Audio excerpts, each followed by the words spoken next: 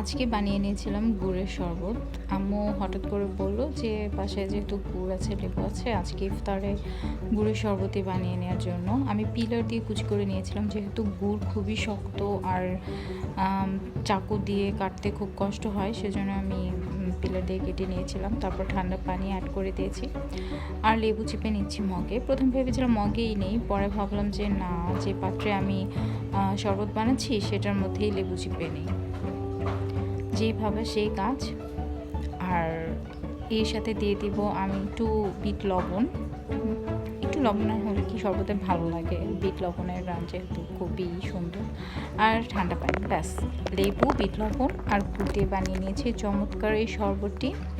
যেহেতু বাসায় আজকে আমরা তিনজনই ছিলাম, আম্মু, আমি এবং আমার ছোটো ভাইয়ের বউ।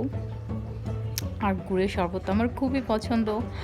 যদিও আমি গুঁড়ো তৈরি পিঠা বা পায়েস এ জাতীয় খাবার তেমন একটা পছন্দ করি না ডেজার্ট আইটেমের মধ্যে, কিন্তু গুড়ের শরবত আর গুড়ের চা কিন্তু আমার খুবই পছন্দের। তাই আম্মু বলায় আজকে দেরি না করে প্ল্যান করে ঝটপট নিয়ে নিয়েছিলাম ইফতারের জন্য, খাওয়ার জন্য।